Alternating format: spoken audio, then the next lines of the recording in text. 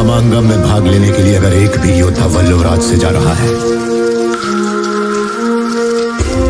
तो यहाँ की औरतों के मन में जलती बदले की आग की वजह से है।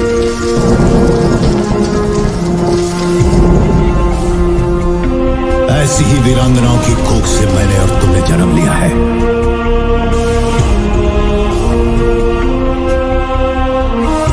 वल्लुवनाथ की स्त्रियों को ये अधिकार नहीं। किसकी तलाश है बाहुबली को? कौन रख रहा है बाहुबली पर नजर? कौन फैला रहा है अफवाह? हेलो दोस्तों, मैं हूं स्प्रिहा, मैं हूं आज के लिए आपकी होस्ट और दोस्त, और आज खबर लेकर आई हूं इंडियन सिनेमा के ब्लॉकबस्टर आइकॉनिक मूवी बाहुबली के सीक्वल यानी बाहुबली 3 के बारे में। बाहुबली 3 और उसमें प्रभास की एक्टिंग दोनों का क्रेज इस लेवल पर है कि लोग उसकी एक झलक पाने के लिए बेकरार है। अनुष्का शेट्टी जब देवसेना के रूप में पर्दे पर आएगी तो पूरा सिनेमा हिल जाएगा। तो आज हम इसी एक्शन और ट्रेडिशन के मिश्रण से भरी इस फिल्म की स्टोरी जानने जा रहे हैं, जो कुछ इस प्रकार है। लास्ट वीडियो में हमने देखा था कि बाहुबली पत्र पढ़ते ही माहिष्मती को बाढ़ से बचाने निकल जाता है और अपनी सूझबूझ और ताकत का इस्तेमाल करके माहिष्मती को बचा ही लेता है।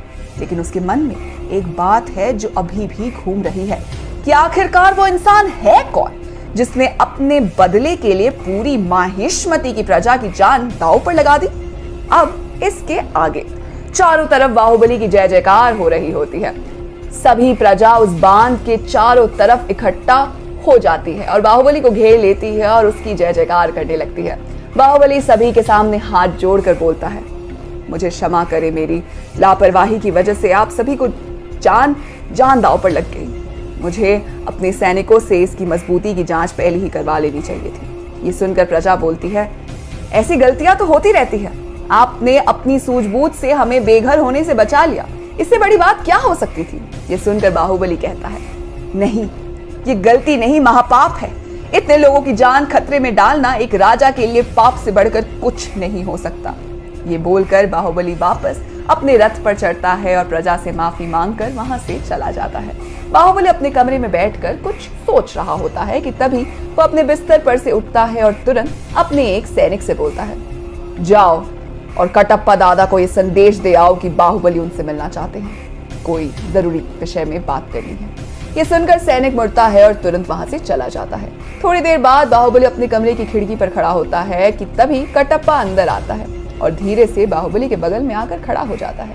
बाहुबली को अपने बगल में किसी के खड़े होने का एहसास होता है और वो मुड़ता है और कटप्पा को देखता है। कटप्पा बाहुबली को देखकर बोलता है, क्या हुआ, तुम बहुत ही चिंतित नजर आ रहे हो। ये सुनकर बाहुबली कटप्पा को जवाब देता है, हाँ दादा, बात ही कुछ ऐसी है। ये सुनकर कटप्पा बाहुबली के कंधे पर हाथ रखता है और कहता है, क्या बात है, जरूर ही कोई बड़ी बात होगी, नहीं तो मैंने तुम्हें कभी इस तरह चिंतित नहीं देखा। ये सुनकर बाहुबली कटप्पा को वो पत्र देते हुए बोलता है, दादा, ये पत्र है मेरी चिंता का कारण। ये बोलकर बाहुबली वो पत्र कटप्पा के हाथ में दे देता है। कुछ देर तक उस पत्र को पढ़ने के बाद कटप्पा बाहुबली की तरफ देखता है और बोलता है, भल्लाल देव का पुत्र, ये कैसे हो सकता है? उसका पुत्र तो पहले ही तुम्हारे हाथों मारा जा चुका है। ये सुनकर बाहुबली कहता है, हाँ दादा, मैं भी वही सोच रहा हूँ, क्या ये कोई मजाक है या पता नहीं। ये सुनकर कटप्पा कहता है, मुझे नहीं लगता किसी में इतनी हिम्मत है कि वो माहिष्मती के महाराज से मजाक कर सके। तो क्या लगता है आपको, बाहुबली ढूंढ पाएगा भल्लाल देव के पुत्र को? जानेंगे हम अगली वीडियो में। तब तक के लिए आप हमारे साथ जुड़े रहिएगा और अगर आपको आज की वीडियो पसंद आई हो तो इसे लाइक कीजिए, दोस्तों के साथ शेयर कीजिए और फिल्मी दुनिया से जुड़े रहने के लिए सब्सक्राइब कीजिए हमारे चैनल बॉलीग्राड स्टूडियोज को।